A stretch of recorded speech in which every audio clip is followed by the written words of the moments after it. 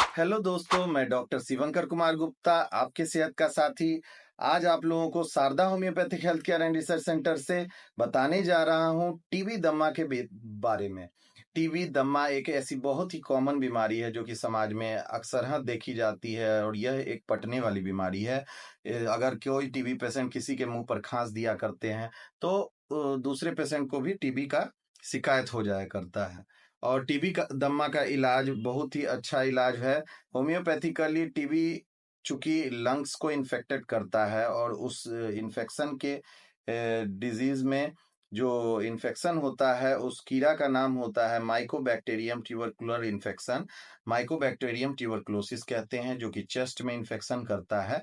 Tuberculosis का main जो chest infection होता है जिसमें आपको खांसते खांसते बलगम में खून आ जाना, दम फूलना, शरीर में वेट लॉस अक्सर होना, बहुत ही ज़्यादा वेट लॉस होना, weight loss severe weight loss होना, कंकाल की तरह दिखना और पूरा शरीर धीरे-धीरे सूखते जाना, कितना भी खाना खाने पर शरीर में खाना न लगना और वज़न न बढ़ना। ये सब लक्षण ट्यूबरकुलोसिस का है। और माइकोबैक्टीरियम ट्यूबरकुलोसिस का इन्फेक्शन ऐसे लोगों को लगता है जो कि एलर्जिक पेशेंट हैं, एलर्जिक राइनाइटिस के पेशेंट हैं, एलर्जिक साइनोसाइटिस के क्रोनिक पेशेंट हैं। इसके साथ में अगर वो रेस्पिरेटरी ट्रैक्ट के क्रोनिक पेशेंट हैं, जैसे कि उनको दम फूलना, किसी भी चीज़ से एलर्जी का शिकायत है और फेफड़े की कई तरह की बीमारियां होती हैं जो इफेक्ट करता है। अगर वो क्रोनिक रूप ले ले तो आपका फेफड़ा कमजोर हो जाता है और कमजोर होने के बाद ज्यादा चांसेस होती हैं कि एडवांस स्टेज में ट्यूबरकुलर इन्फेक्शन आपके लंग्स को इन्वॉल्व करके लंग्स के अल्वियोलाई पर जाकर पूरा इन्फेक्शन करके और सांस लेने में दिक्कत कर दे और जहाँ तक कि पेशेंट को वेंटिलेटर तक की जरूरत हो जाती है। इस कंडीशन में इनहेलर की शुरू में जरूरत होती है, नेबुलाइजर की जरूरत होती है और अगर एडवांस केस है तो पेशेंट सीरियस होकर भर्ती हो जाते हैं और उन्हें वेंटिलेटर की जरूरत होती है। बहुत सारे एंटी ट्यूबरकुलर ड्रग्स चलाने के बाद पेशेंट को बहुत ही अचूक लाभ होता है, सुधार होता है। लेकिन होने के बाद जब पेशेंट नॉर्मली घर आ जाते हैं तो 9 महीने का उनका जो है एंटी ट्यूबरकुलर ड्रग्स का कोर्स किया कराया जाता है। कराने के बाद भी उनके बॉडी में जो ट्यूबरकुलर इन्फेक्शन का जो कीड़ा होता है, वो पूरी तरह खत्म नहीं हो पाता है। कभी-कभी देखा गया जो रिलैप्स करता है, रिलैप्स करने पर फिर से 9 महीने की कोर्स की जाती है। अगर दोबारा रिलैप्स हो गया तो फिर से 9 महीने की कोर्स की जाती है। यह सिलसिला चलता रहता है। बहुत सारे केसों में एक्यूट कंडीशन में दवा चल जाती है तो ज़्यादातर सप्रेस होकर आपके तकलीफ को रिपोर्ट्स में नॉर्मल हो जाया करता है। लेकिन दोस्तों, मेरे भाइयों, मेरे बहनों, आप एक चीज़ का अवश्य याद रखें कि कोई ऐसा तकलीफ नहीं है जो आपको एक बार अगर ट्यूबरकुलर इन्फेक्शन हो गया तो वो जिंदगी भर शरीर को पूरा झकझोर देता है, पूरी तरह से शरीर को अंदर से तोड़ देता है और कमजोर बना देता है। ट्यूबरकुलर इन्फेक्शन बॉडी को बहुत ही वीक कर देता है, पेशेंट को वीक कर देता है, पेशेंट को सांस लेने में दिक्कत होने लगती है, पेशेंट को दम फूलने लगता है, पेशेंट चलने पर दम फूलता है, पेशेंट को सीढ़ी चढ़ने पर दम फूलता है। ये सारी लक्षणें हैं। अगर कारणों की बात करें तो ज़्यादातर काउज़ देखा गया है स्मोकिंग, टोबैको, तंबाकू का अधिक सेवन करने से होता है। लंग्स कैंसर तक हो जाता है तंबाकू के अधिक सेवन से और स्मोकिंग से भी होता है।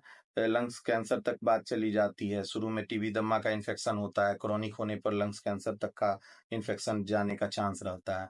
तो इसलिए दोस्तों, मेरे भाइयों, मेरे बहनों, इन सभी चीज़ों में आप किसी भी अगर ऐसा एरिया में रह रहे हैं जहाँ पर बहुत ज़्यादा एटमॉस्फेयर में पॉल्यूशन है, तो अपना जगह चेंज कर लें, अपने एरिया को चेंज कर लें। अगर आप डैम्प वेदर में रह रहे हैं, तो आपका रूम अगर कमरा है पूरा डैम्प से भरा हुआ, उस वजह से आपको दम फूल रहा है, तो आप अपने रूम को चेंज कर लें, ऊपर वाले फ्लोर पे रहना शुरू कर दें, ग्राउंड फ्लोर को छोड़ दें। इस तरह से मैनेजमेंट कर सकते हैं। इतने मैनेजमेंट के बाद अगर आप दवाइयों की बात करें, तो होम्योपैथिक में बहुत ही सटीक दवा है। सबसे पहली दवा है एंटिम टार्ट मदर टिंचर। जो घरघराहट वगैरह बहुत अगर हो रहा है चेस्ट इन्फेक्शन के साथ टीबी दमा में, तो आपको बहुत ज़्यादा फ़ायदेमंद होती है। दूसरी दवा है ट्यूबरकुलिनम 200 पावर में। अगर आपको टीबी का इन्फेक्शन लग चुका है, डिटेक्ट हो चुका है, पैथोलॉजिकल फाइंडिंग्स में आ चुका है, तो आप उसमें 200 पावर में यूज़ करेंगे। अगर आधा कप पानी में 10 बूंद सुबह-शाम करके यूज़ करेंगे, तो बहुत ही ज़्यादा फ़ायदेमंद होता है। एक बार 10 बूँद सुबह-शाम 1 दिन खाने के बाद आप 1 महीने तक ट्यूबरकुलिनम 200 पावर की दवा का सेवन फिर नहीं करना है और 1 महीने बाद ही रिपीट करना है। इसके साथ में अगर आपको चेस्ट इन्फेक्शन और टीबी दमा का इन्फेक्शन और भी है, तो बाकी सबसे पहले तो किसी भी तरह का फ्रिज का सामान आप परहेज़ कर दें। टीबी दमा में किया जाता है परहेज़ ठंडे सामान, बासी सामान, उसके अलावा जो है सो मास्क का प्रयोग करें। किसी भी तरह का आप दही, केला और ये सब सामान जो ठंडा करता है, कोल्ड ड्रिंक्स वगैरह वो सब सारा परहेज़ कर लें। ये सारा चीज़ सावधानी बरतते हुए हमारे इन दवाओं का सेवन करेंगे, तो आपको बहुत ही ज़्यादा फ़ायदेमंद महसूस होगा। और दूसरी दवा मैं और बताने जा रहा हूँ जिसका नाम है bryonia mother tincture. Bryonia mother tincture भी आपको चेस्ट में अगर इन्फेक्शन है, घरघराहट है, ट्यूबरकुलर इन्फेक्शन है, तो उसमें ब्रोनिया बहुत ही ज़्यादा स्टिचिंग पेन के साथ अगर है तो काम करती है, उसका भी उपयोग कर सकते हैं। 15 बूँद आधा कप पानी में सुबह, दोपहर, शाम 3 बार लें, बहुत ही ज़्यादा फ़ायदा होगा। अगर आप चेस्ट को होल्ड कर रहे हैं और खाँसते-खाँसते टीबी पेशेंट को चेस्ट पर हाथ रखना पड़ जा रहा है, उसी समय आप ब्रोनिया, एक पेक्यूलियर सिम्पटम है स्टिचिंग पेन के साथ, आपको फ़ायदेमंद होगी, आप खा सकते हैं और फ़ायदा भी होगा। इसके साथ में अगर आप चलने पर आपका एग्रावेशन हो रहा है तो उसमें भी ब्रोनिया बहुत ज़्यादा फ़ायदा करती है। अगर आप सूखी खाँसी है, बलगम कम बन रहा है तो उसमें भी ब्रोनिया बहुत ज़्यादा फ़ायदा करती है।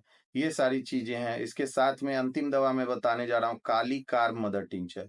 इसका उपयोग अगर आप करेंगे तो वो बहुत ज़्यादा फ़ायदा होता है। अगर आपको ठीक मिड पोर्शन में यहाँ पे दर्द हो रहा है, तो आपको बहुत ज़्यादा फ़ायदेमंद होता है। काली कार्ब मदर टिंचर का 10 बूँद सुबह-शाम आधा कप पानी के साथ लें, बहुत ही ज़्यादा फ़ायदेमंद होगा।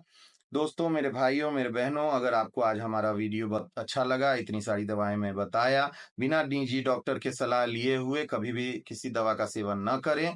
पहले सलाह ले लें, मेडिकल एडवाइस ले लें और अगर आपको हमसे सलाह लेना है तो हमारे दिए गए नंबर पर संपर्क कर सकते हैं। और हमारे कमेंट बॉक्स में कमेंट करके भी कोई सवाल पूछ सकते हैं। हमारे वीडियो को ज़रूर सब्सक्राइब करें, हमारे चैनल को सब्सक्राइब करें, वीडियो को लाइक करें, हमारे फेसबुक पर फ़ॉलो करें और इंस्टाग्राम पे भी हमें फ़ॉलो करें। आप लोगों का मैं सदा आभारी रहूँगा। मैं डॉक्टर शिवंकर कुमार गुप्ता, बीमारी आपकी, समस्या हमारी। आप हमसे जुड़े रहें और हमारे हर एक एपिसोड को देखते रहें, उसके लिए बेल आइकन ज़रूर दबा के रखें। धन्यवाद।